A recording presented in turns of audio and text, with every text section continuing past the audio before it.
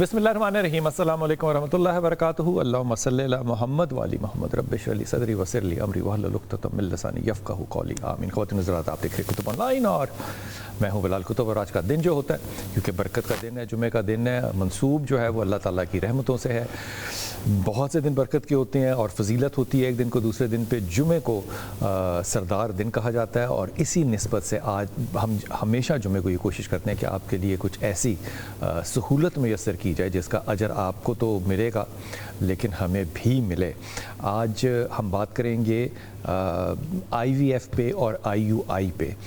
ये क्या चीज़ें हैं ये आपको भी मैं एक्सप्लेन करता हूँ, लेकिन हमारा टेलीफोन नंबर जो है वो आपके सामने लिखा हुआ है। जो ख़वातीन व हज़रात जो हमारी बनने वाली माएँ या बनी हुई माएँ या जिनको भी कोई गायनी के प्रॉब्लम्स है वो हमें फ़ोन कर सकती है, क्योंकि आज हमारे साथ इंतहाई मोहतरम डॉक्टर सूफिया बाजवा हैं। अस्सलाम वालेकुम डॉक्टर साहब, खैरियत से डॉक्टर साहब? आप डॉक्टर साहब पहली दफ़ा तशरीफ़ लाई हैं आज कुतुब ऑनलाइन में। डॉक्टर साहब आपको बहुत वार्म वेलकम।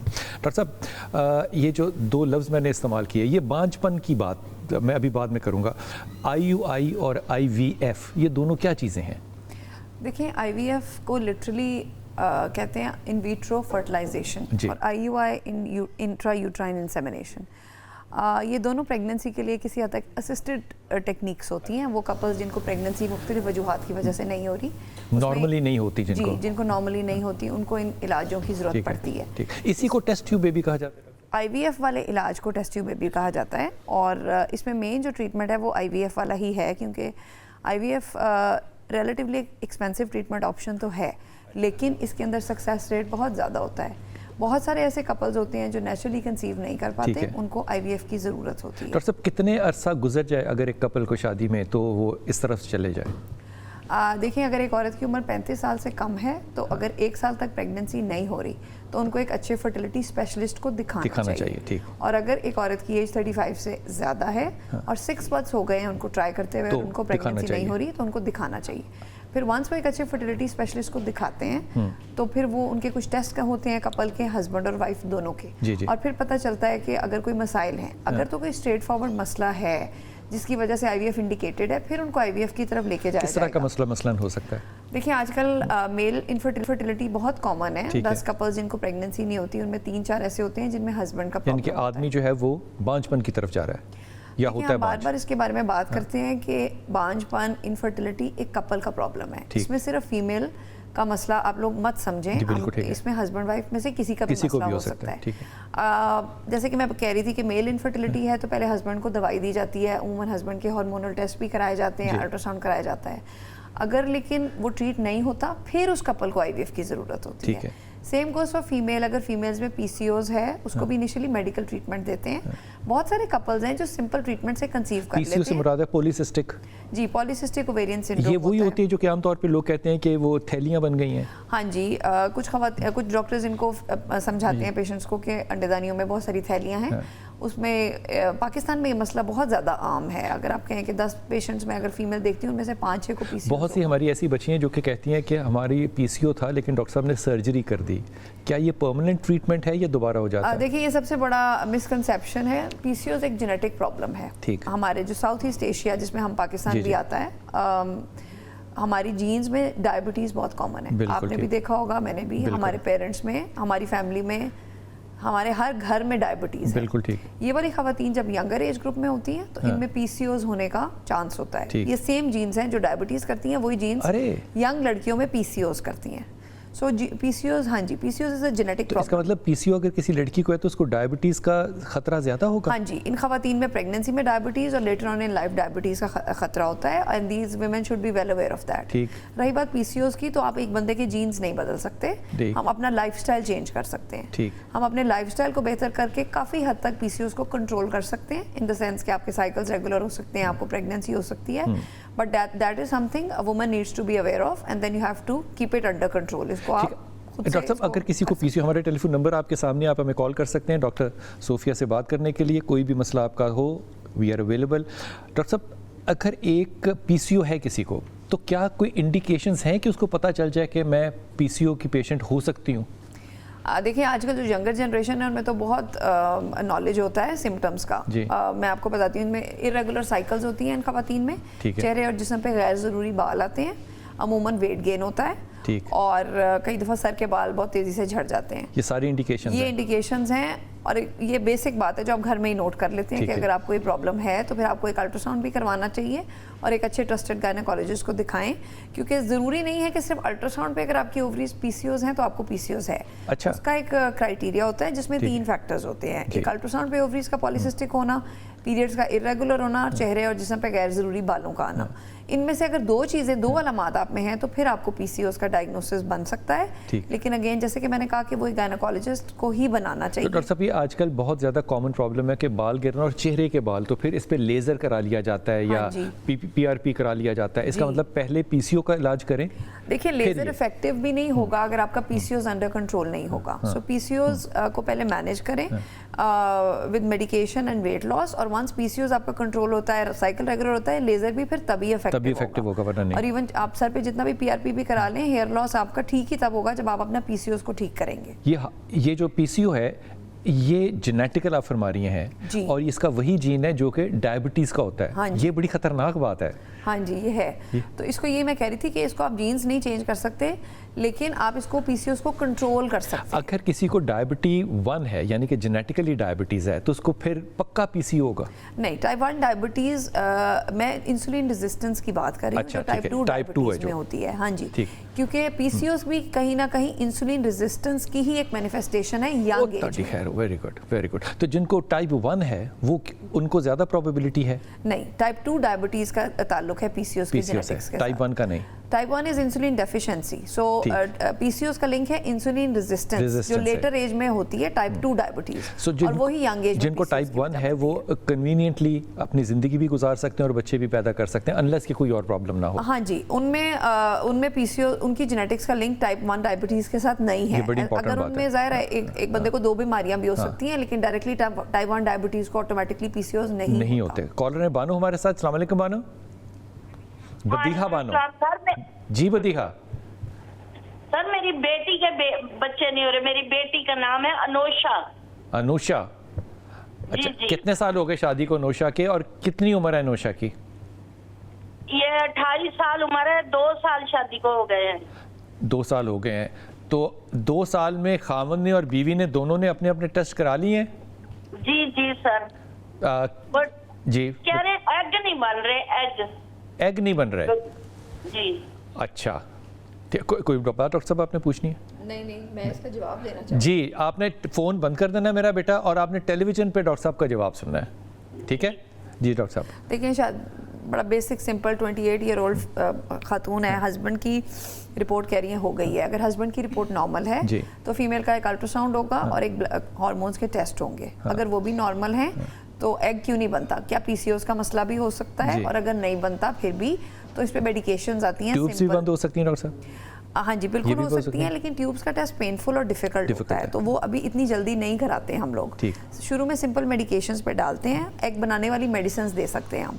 लेकिन इसके बारे में एक बहुत अहम बात जो मैं अपनी कौम को एजुकेट करना चाहती हूँ कि एग बनाने वाली मेडिकेशन हर गली में बैठी हुई डॉक्टर, हर LHV, हर छोटा बड़ा डॉक्टर मरीज को लिखता ही जा रहा है, और ये मरीज इतनी ये मेडिसिन और ये पढ़े लिखे डॉक्टर भी हैं जो देते जा रहे हैं बहुत ज़्यादा। हमारी जब तक एक पेशेंट आगे कुछ सालों बाद ये मेडिसिन का बहुत बड़ा साइड इफेक्ट होता है कि इनसे टाइम से पहले अंडेदानियों में ओवरीज में एग्स ख़त्म हो जाते हैं। ठीक। सो अगर अब ये बच्ची है, इसका एग नहीं बनता, इसको अंडर सुपरविजन मेडिसिन देनी चाहिए जिससे इसका एग बन जाएगा। ज़्यादा चांसेस हैं इसको, अगर इसने अपने पीरियड के 11, 12, 13 डे पे स्कैन कराया है, इसका एग नहीं बनता तो ये थोड़ी मेडिसिन ले, उससे इसका एग ज़्यादा चांसेस हैं बन जाएगा। थोड़ी असिस्टेंस दें और ये कपल कंसीव कर जाएगा। लेकिन अगर ये कुछ अर्सा इसको मेडिसिन ये लेती है, इसका एग भी बनता है, रिलीज भी होता है, प्रेगनेंसी नहीं हो रही, तो अभी अगर अमूमन हमारे माशरे में ये होता है कि कपल एक डॉक्टर को छोड़ के चेंज करता है। खवातीन भी अपनी बेटियों को एक डॉक्टर चेंज करके दूसरे पे ले जाती हैं।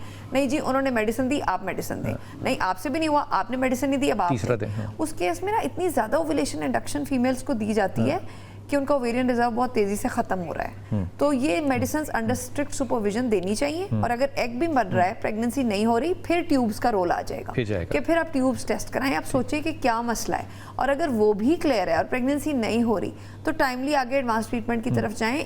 और एक लड़की को मेडिसिन खिला के उसकी अंडेदानियों में से अंडे ना ख़त्म ना करते हैं। ये डॉक्टर साहब ने बड़ी अच्छी बात की है मेरे बेटे। आप हमारा नंबर यहाँ से ले सकती हैं, यहाँ से डॉक्टर साहब का रब्ता आपसे कायम हो सकता है। अगर आप लाहौर आएँ तो डॉक्टर साहब से रब्ता आपका करा भी दिया जाएगा। ये जो आपने बात की कि वो अंडे नहीं बनते, ये आधी बात है, अधूरी बात है। डॉक्टर साहब ऐसा ही है, क्यों नहीं बनते? तो अगला सवाल है वो पीसीओएस वाली बातें करते हैं। क्या चेहरे पे बाल आते हैं, क्या सर के बाल झड़ रहे हैं, क्या वजन बढ़ रहा है, अल्ट्रासाउंड करवाया है उसमें पीसीओएस आ रहा है कि नहीं? अगर पीसीओएस आ रहा है तो उस हिसाब से ट्रीटमेंट होगा, अगर पीसीओएस नहीं आ रहा और वैसे एग नहीं बन रहा तो उस हिसाब से ट्रीटमेंट। लेकिन नहीं, आपसे बात करने से पहले तमाम डॉक्टर जो गली मोहल्ले में बैठे होते हैं, वो ख़ास तौर पे वो लोग जो कि हर तरह की दवाई लिख के देते हैं, उनसे भी दरख्वास्त है कि ये क्वैकरी है, ये ना करें, अपना अपना काम करें, लेकिन जो स्पेशलिस्ट का काम है उन्हीं तक जाने दें। एक बच्ची के अंडे जो हैं वो एक लिमिटेड अंडे हैं, आप उनको धक्का दे दे के जब पैदा कर रहे हैं तो आप उसके साथ इंतहाई जुल्म करें। 28 ईयर्स एक बड़ी प्राइम एज है जिसमें कि इंशाल्लाह ताला हमारी तो दुआ है अनुशे आप ज़रूर प्रेग्नेंट होंगी, लेकिन आपको अगर हमारी किसी भी असिस्टेंस की ज़रूरत हो हम हाजिर हैं आपके लिए। जी नहीं, अस्सलाम वालेकुम बेटा। वालेकुम सलाम जनाब अली। जी सर। बिस्मिल्लाह, हुक्म। सर इस तरह है कि ना मुझे तकरीबन 4-5 साल हो गए हैं तो ना औलाद नहीं हो रही सर। 4-5 साल शादी को हो गए हैं? जी जी, 2021 में हुई थी माशाल्लाह। तो सर उसके बाद ना 3 दफा हुआ है, मतलब मेरी वाइफ को प्रेगनेंसी हुई है? जी जी, तो तकरीबन 2.5 महीने 3 महीने बाद वो जाया हो जाती थी। अच्छा, क्या नाम बेगम का? नहीं, ताहिरा परवीन। ताहिरा परवीन। तो आपने जो टेस्ट वेस्ट अभी तक कराए डॉक्टर साहबान से आपने मशवरा किया, उन्होंने क्या राय दी आपको? जी बिलाल भाई, वो टेस्ट वगैरह करवाए थे तो बिल्कुल मैं ठीक था और वाइफ के भी टेस्ट बिल्कुल ठीक आए हैं। तो मेडिसिन दे देते हैं, उसके बाद फिर वो तो मेडिसिन चलती रहती है 3 महीने 4। क्या मेडिसिन क्या देते हैं वो? ये तो इतना मतलब नहीं है ना इल्म किस चीज़ की मेडिसिन। लेकिन आप कह रहे हैं कि 2-2.5 महीने प्रेगनेंसी रहती है फिर वो अबॉर्ट हो जाता है बच्चा? जी, 2021 से लेके आज तक मतलब 3 दफा हुई है। अच्छा, उसके बाद दोबारा फिर हुई नहीं है प्रेगनेंट। ठीक है डॉक्टर साहब, आप कुछ पूछना चाहेंगे? नहीं, आप टेलीविजन पे जवाब सुनिएगा, फ़ोन रख दीजिए ताकि अगला कॉलर जो है वो कॉल कर सके। 3 दफ़ा प्रेगनेंसी हुई है, तीनों दफ़ा अबॉर्ट हो गया, 2-2.5 महीने रही। इस मसले को ना रिकरेंट मिसकैरेजेस कहते हैं जी, यानी कि पाकिस्तानी कौम इसको 18 कहती है। 18 जी। इसके अंदर ना इसकी मुख्तलिफ वजूहात होती हैं और ज़्यादातर जो सबसे ज़्यादा कहा गया है वो तो कहते हैं कि बच्चे में ना इसमें क्रोमोसोमल डिफेक्ट्स आते हैं, तो वो नेचुरली कुदरत की तरफ से निकल जाता है। कुदरती तौर पे मिसकैरेजेस का एक रेट है, इसमें इंपॉर्टेंट है कि फीमेल की एज क्या है। अगर रिलेटिवली यंगर फीमेल है बिटवीन 25 to 35, तो अगर 100 ख़वातीन हैं जिनको प्रेगनेंसी होती है उनमें से 20-25 का हमल तो ज़ाया होता है। ये जेनेटिक एबनॉर्मेलिटी की वजह से होता है, इसमें आप कुछ नहीं कर सकते। ये जेनेटिकल एबनॉर्मेलिटी औरत में भी हो सकती है, आदमी में भी हो सकती है? हाँ जी बिल्कुल, ये एक कुदरत का एक नेचुरल निज़ाम है जिसमें कुछ प्रेगनेंसीज जो कि डिफेक्टेड होती हैं, एक नेचर का तरीका है कि वो उनको वाइप आउट कर देती है। ठीक है, एक तो ये बात समझने की बड़ी ज़रूरी है कि ये जो डॉक्टर साहब फरमा रही हैं कि वो बच्चा जो है वो कुदरती तौर पे नॉर्मल बच्चा नहीं होता, तो कुदरत उसको खुद ही ज़ाया कर देती है और ये जेनेटिकल डिफेक्ट है। लेकिन ये जेनेटिकल डिफेक्ट क्या डॉक्टर साहब पता चल सकता है कि किस में है? नहीं, ये बताना मुश्किल होता है। ये देखें, एक प्रेगनेंसी का जो अमल है ना, एक हस्बैंड के स्पर्म का एक वाइफ के एग के साथ मिलना, एक रैंडम प्रोसेस है जो बॉडी में होता है। अब जो स्पर्म आया है उसके अंदर भी एबनॉर्मेलिटी हो सकती है, जिस एग से वो मिल रहा है उसके अंदर भी हो सकती है। मैं ये बात इसलिए कर रही हूँ क्योंकि हमेशा इवन 18 या मिसकैरेजेस का इल्ज़ाम भी खवातीन पे लगता है। इसमें मेल्स के भी आजकल कुछ फैक्टर्स हैं। हस्बैंड के स्पर्म्स में डीएनए फ्रेगमेंटेशन भी आजकल चेक हो जाती है। अच्छा, स्पर्म जब एग्जामिन कराता है आदमी तो उसके अंदर ये डिफेक्ट नहीं आया होता? सिंपल सीमन एनालिसिस में इस डिफेक्ट का पता नहीं चलता। इसके लिए एक एडवांस टेस्ट होता है, डीएनए फ्रेगमेंटेशन होती है। ठीक है, वो होता भी महंगा है जरा। सो अगेन हाँ जी, वो महंगा होता है, खासा महंगा होता है compare to semen analysis. So again it is as I said कि मिसकैरेजेस भी किसी हद तक एक कपल्स का इशू है। वाइफ में भी मसाइल होते हैं, कुछ वाइफ में पीसीओएस भी होगा, मिसकैरेजेस की वजह बन सकता है। यूट्रस के अंदर कोई स्ट्रक्चरल डिफेक्ट्स हो सकते हैं जो मिसकैरेजेस की वजह बन सकते हैं। हस्बैंड में स्मोकिंग, अगर हस्बैंड वाइफ में कोई स्मोकिंग का एलिमेंट है, कोई ड्रग्स का एलिमेंट है, तो भी वेट अनहेल्दी वेट है, तो ये सारे फैक्टर्स हैं। तो इसका मतलब इसका एक सादा सा जवाब जो है ना, नहीं वो नहीं दिया जा सकता। ये पूरा एग्जामिन होगा, पता चलेगा, डायग्नोसिस होगा, फिर उसके बाद जाएगा। ये कहना कि मैंने कराया वो ठीक हो, वो सीमन एनालिसिस हो सकता है ठीक हो, लेकिन उसमें जेनेटिकल डिफेक्ट है कि नहीं है ये नहीं कहा जा सकता। उसके लिए एडवांस टेस्ट चाहिए। ये क्या सूरत हाल है? मेरा एडवाइस तो ये होगा कि आप किसी अच्छे ऐसे सेंटर में, लाहौर, इस्लामाबाद, कराची में बहुत अच्छे सेंटर्स हैं जो कि इनफर्टिलिटी को, इन कामों को डील करते हैं। ये मेरा ज़ाती ये ख्याल है कि आम सादा गायनेकोलॉजिस्ट भी शायद इसको इस तरह से अप्रोच नहीं कर सकेगा, इसलिए बहुत ही एहतियात के साथ अच्छे अदारों में आप जाइए। लाहौर में आना हो तो आप हमें कॉन्टेक्ट कर सकते हैं, हम आपकी पूरी इंशाअल्लाह ताला मदद करेंगे। जी अस्सलाम वालेकुम बेटा। शिबाना जी वालेकुम सलाम। जी मेरा पुत्र, क्या हाल है भाई? अल्लाह का करम, अल्लाह का करम। हुक्म फरमाइए शिबाना। जी डॉक्टर साहब से बात करनी है। जी सुन रही हैं आपको। अस्सलाम वालेकुम, क्या हाल है? वालेकुम सलाम जी, मैं ठीक हूँ। जी डॉक्टर साहब, मैं मोनोपॉज के बारे में पूछना चाह रही थी। मेनोपॉज एज है मेरी। आपकी कितनी एज है? सॉरी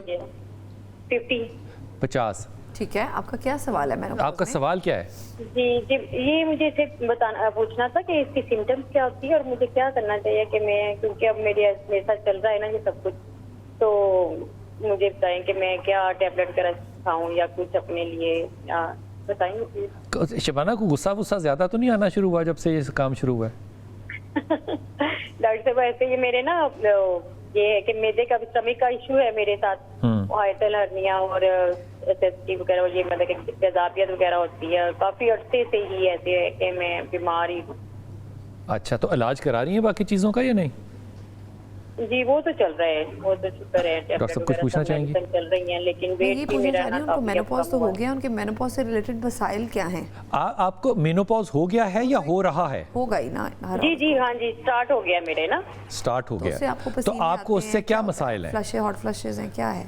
जी जैसे हाथ पाँव में जलन, कभी हार्ट बीट मेरी तेज हो जाती है, मैं सोचती शायद इस वजह से हो रही है सब कुछ। ठीक है, ये इसके सिम्टम्स हैं। बिल्कुल ठीक है। क्या हॉट फ्लश क्या कहेंगे उसको?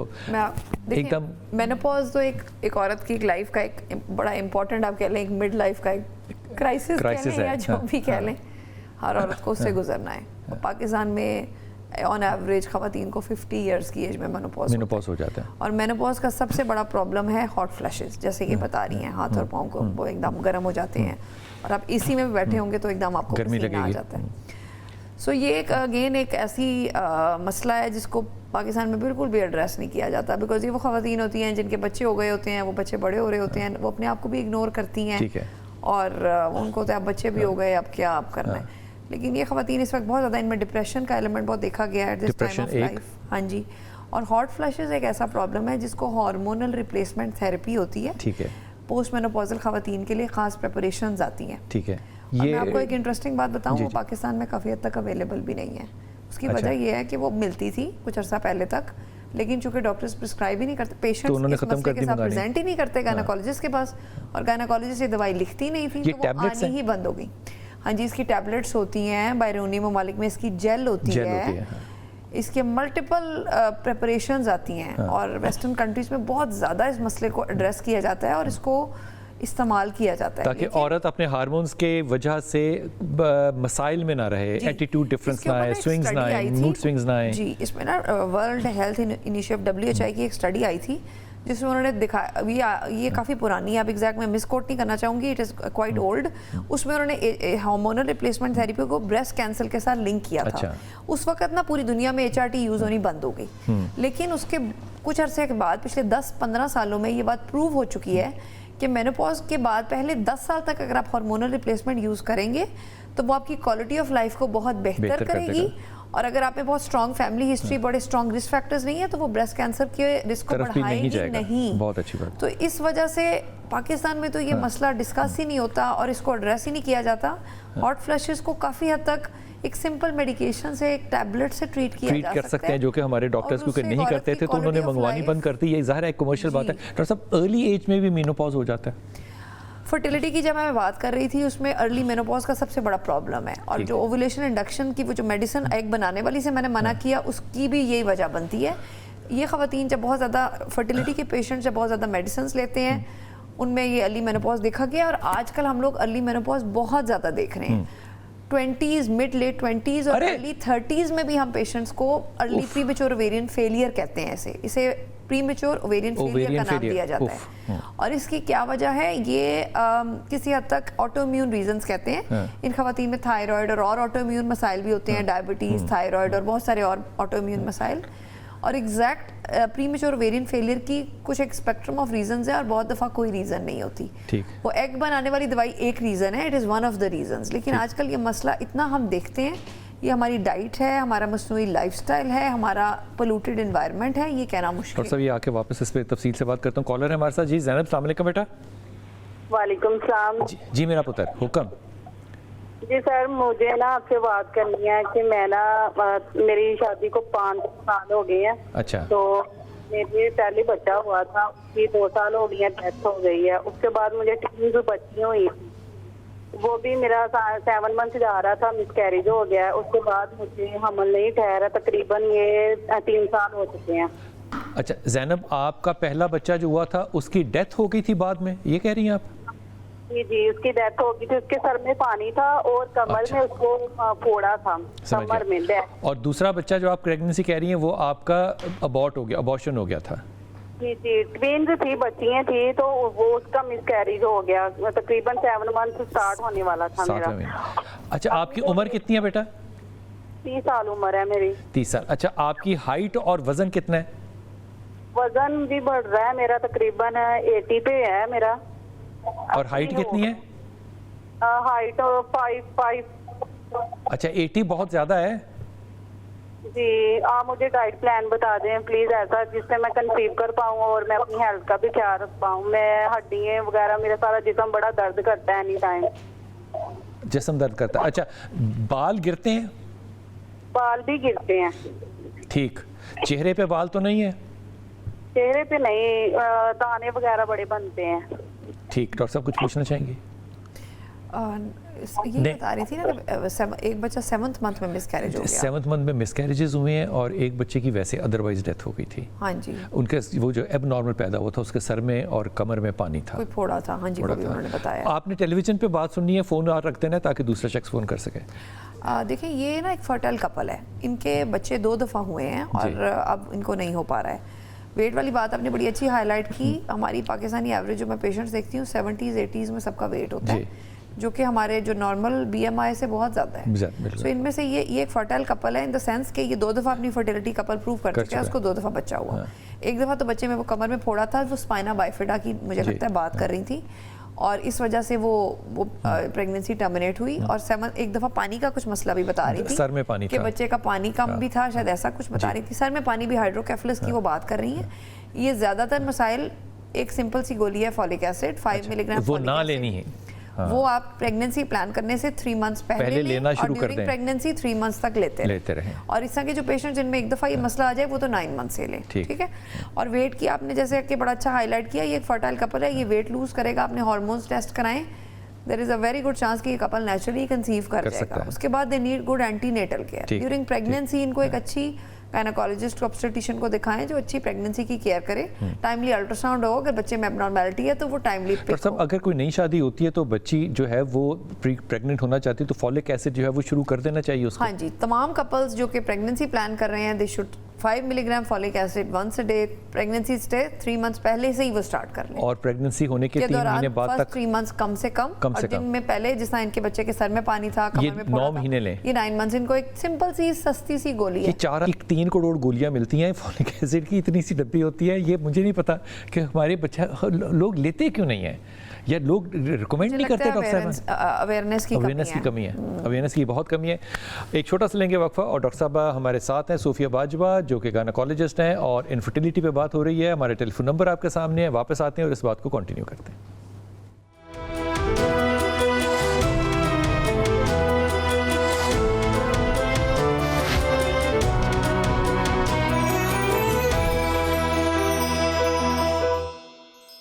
बिस्मिल्लाहिर्रहमानिर्रहीम। जनाब, बात हो रही है इनफर्टिलिटी पे और डॉक्टर सूफिया बाजवा हमारे साथ हैं। आप हमें कॉल कर सकते हैं और डॉक्टर साहबा से आप मशवरा ले सकते हैं। कॉलर से दरख्वास्त है 1 मिनट बस इंतज़ार करें। डॉक्टर साहब, आम तौर पे लोग जो हैं, हमारे कपल जो हैं, वो IVF कराने से डरते हैं कि ये टेस्ट ट्यूब बेबी है, पता नहीं क्या, ये कोई बहुत मुख्तलिफ है। लेकिन ये बात मैं बड़ी वाज़े बता दूं कि तमाम उलमा इकराम का फतवा इसके हक़ में है। IVF इस्लामी तरीके से बिल्कुल एब्सोल्युटली हलाल है। ये IVF से डरते क्यों लोग इतना? इसकी 3-4 बड़ी बेसिक रीजंस हैं। लोगों को लगता है बहुत महंगा इलाज है, बहुत तकलीफ दे इलाज है। अच्छा। रिजल्ट नहीं आता, बच्चा नहीं होता। अगर बच्चा होता है तो अपना नहीं होता। आए ये भी अच्छा, ये 4 बेसिक रीजंस हैं कि लोग आईवीएफ से घबराते हैं। मैं मानती हूँ रिलेटिवली थोड़ा एक्सपेंसिव ट्रीटमेंट ऑप्शन है, लेकिन मैं आपको ये बता सकती हूँ जो मेरे पास मुलाजमीन भी घर में है ना, जाहिर है क्योंकि वो हमारे पास काम करते हैं, अगर उनको भी ज़रूरत हो तो थोड़ी कमेटी डाल के, कुछ पैसे जोड़ के, कुछ हेल्प लेके वो कर सकते हैं। अगर एक कपल करवाना चाहे तो वो करवा सकता है। ठीक है। दूसरी बात, पेनफुल बिल्कुल भी नहीं है, बहुत आसान है, कोई ऑपरेशन नहीं होता। तीसरी बात, आज के दौर में लेटेस्ट टेक्निक्स के साथ एक अच्छी state of the art lab में बहुत अच्छे रिजल्ट्स हैं अगर टाइमली करवा लिया जाए। मेजॉरिटी 100% तो नहीं, लेकिन क्योंकि 100% इसलिए नहीं क्योंकि हमारा मजहब डोनर एग्स और एम्ब्रियोज की इजाजत नहीं देता, डोनर स्पर्म की इजाजत तो ये मियां बीवी के ही एग और स्पर्म है ना? जिस तरह दूसरे ममालिक में जहाँ डोनर अलाउड है वहाँ 100% कपल्स ट्रीटेबल हैं, लेकिन चूंकि हमारा वो एक रिलीजियस कंस्ट्रेंट है, काश लीगल भी होता, लीगल है नहीं, लीगल अभी तक रूल्स नहीं है, लेकिन रिलीजियस कंस्ट्रेंट है, इसलिए majority patients I would say treat हो सकते हैं अगर टाइमली करा लें, स्पेशली जब फीमेल की एज। तो ये जो एग और स्पर्म है ये मियां बीवी का ही होता है, इसमें कोई और औलाद नहीं है, उनकी अपनी औलाद है। सबसे मेन मिसकंसेप्शन लोगों को ये लगती है कि अपना बच्चा नहीं है। ये देखें, हम जितना भी पेशेंट को कह लें कि हम लोग इस चीज़ की पूरी गारंटी लेते हैं, हर चीज़ को चेक करते हैं, हर चीज़ पे एक विटनेस होता है जो क्रॉस चेक करता है। हमारी जिम्मेदारी है कि आप अपने बच्चे का जेनेटिक टेस्ट करा सकते हैं कि वो इस हस्बैंड और वाइफ का बच्चा है या नहीं। ठीक है, ये आपने कहा कि जेनेटिक टेस्ट करा सकते हैं, जेनेटिक टेस्ट पाकिस्तान में अवेलेबल है? जेनेटिक टेस्ट पैटर्निटी टेस्टिंग हो जाती है पाकिस्तान में, लेकिन एम्ब्रियोज की जेनेटिक टेस्टिंग ओवरसीज आता जाती है, अभी एक्सपेरिमेंटल स्टेजेस में पाकिस्तान में स्टार्ट हो। डॉक्टर साहब बहुत जल्दी से एक और बात का जवाब दीजिए, कॉलर बड़ी माजरत के साथ। डॉक्टर साहब आमतौर पे यहाँ पे बहुत ज़्यादा सोशल मीडिया पे भी देखें तो कहते हैं कि जनाब अगर किसी का जीरो स्पर्म एक्सोस्पर्मिया भी है तो हम उसको स्टेम सेल थेरेपी से उसके स्पर्म्स बना लेंगे और फिर बच्चा पैदा हो जाएगा, क्या ये मुमकिन है? देखिए, पूरी दुनिया के ऊपर इस टॉपिक पे एक रिसर्च है कि स्टेम सेल का फिलहाल कोई प्रूवन बेनिफिट नहीं है। अच्छा, स्टेम सेल से आप एक औरत जिसकी अंडेदानियों में अंडे खत्म हो चुके हैं, जिसका AMH 0 है, जिसकी ओवरीज फेल हो चुकी हैं, या एक ऐसा हस्बैंड जिसके टीजा पे बायोप्सीज पे भी स्पर्म्स नहीं आते। ठीक, अगर ब्लॉकेज है, बायोप्सी पे स्पर्म आया, उस पर इक्सी हो सकती है, लेकिन अगर बायोप्सीज पे भी स्पर्म नहीं आते, टेस्टिकुलर फेलियर है, ओवेरियन फेलियर है, इन कपल्स का स्टेम सेल से कोई proven treatment till today it is like August 2025 इसका कोई इलाज मौजूद नहीं है। तो ये जो सारे अस्पताल जो फेसबुक पे आ रहे हैं, जो मीडिया पर आ रहे हैं, कह रहे हैं कि स्टेम सेल थेरेपी करा लें जनाब बच्चा पैदा हो जाएगा, जीरो स्पर्म है तो कोई बात नहीं, देखें ये पेशेंट्स को बेवकूफ़ बना रहे हैं। ये वो कपल्स हैं जिनके अंदर किसी और कपल का एम्ब्रियो डाल दिया जाता है और वो उस कपल को पता नहीं होता, इस वजह से सारे IVF सेंटर्स बदनाम होते हैं। और पूरी दुनिया में इस पे रिसर्च है, एशरे की, यूरोपियन रिप्रोडक्टिव एसोसिएशन की गाइडलाइन देख लें, अमेरिकन देख लें, पूरी दुनिया की गाइडलाइंस आप उठा के देख लें कि स्टेम सेल वाला इलाज अभी रिसर्च इस पे हो रही है कि आने वाले दिनों में इसका कोई ट्रीटमेंट होगा। वेस्टर्न वर्ल्ड में इन कपल्स को donor embryo, donor egg, donor sperm से ट्रीट किया जाता है। और बड़ी मज़े की बात नहीं है बिलाल साहब के पाकिस्तान में ये इलाज बगैर किसी मसले के हो रहा है और मरीजों का किया जा रहा है और उनके बच्चे हो रहे हैं।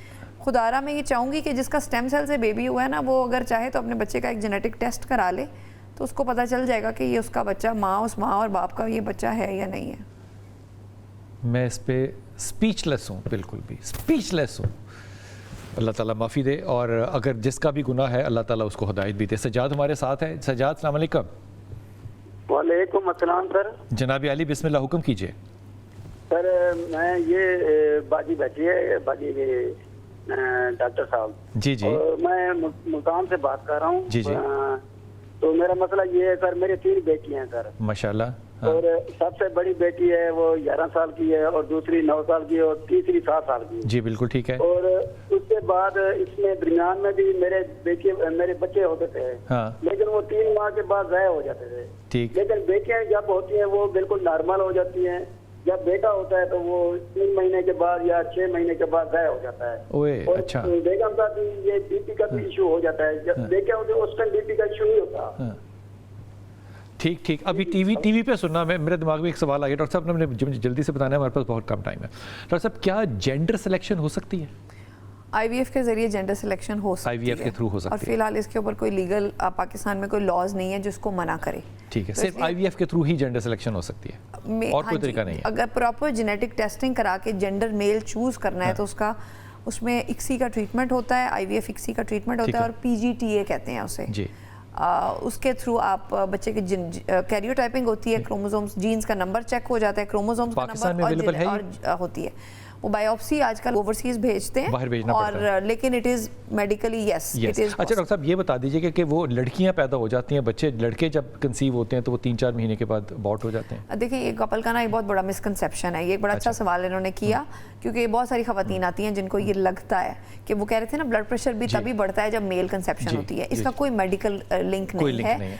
वो बाय चांस जब बेटे की प्रेगनेंसी होती होगी तो उसको ब्लड प्रेशर का इशू हो जाता होगा, लेकिन उसका ये जेंडर के साथ कोई लिंक नहीं है। ठीक है। ये बात वैसे हमेशा से अजलों से एक बात मानी गई है कि जब एक औरत प्रेग्नेंट होती है ना तो जो मेल बेबीज है ना वो सेंसिटिव होते हैं, ज़्यादा सेंसिटिव होते हैं, वीक भी होते हैं। हाँ जी, जो खवातीन के अमूमन पेट में बच्चा फौत हो जाता है कभी कभार या उसमें कॉम्प्लिकेशंस हम लोग मेल जेंडर में थोड़ी ज़्यादा देखते हैं, ये अक्सर देखा है, क्योंकि मेल जो बेबी होता है ना जब वो माँ के पेट में भी होता है तो वो ज़्यादा नाजुक होता है, वो ज़्यादा सेंसिटिव होता है। लेकिन अगर आप ये कहें कि मेल इसके बचते नहीं है, फीमेल सारी बच जाती है, ये मेडिकली ठीक नहीं है, उनकी प्रॉपर केयर होगी तो there is a very good chance कि जो भी बेबी होगा वो उसकी जो है वो हेल्दी एक बच्चा वो मदर। मेरे भाई अगर आप लाहौर आना चाहें तो हम आपको इस मामले में बिल्कुल खिदमत दे सकते हैं, लेकिन ये मिथ जो है ये बिल्कुल मुनासिब नहीं है कि जो मेल बेबी है वो जब होता है तो मेरी बीवी को ये प्रॉब्लम हो जाता है, इसका जेंडर से कोई ताल्लुक नहीं है। लेकिन डॉक्टर साहब ने ये जो बात की ये बड़ी अच्छी और सोचने वाली बात है कि मेल बेबी जब माँ के पेट में होता है तो वो ज़्यादा सेंसिटिव होता है, उसको केयर की ज़्यादा ज़रूरत होती है,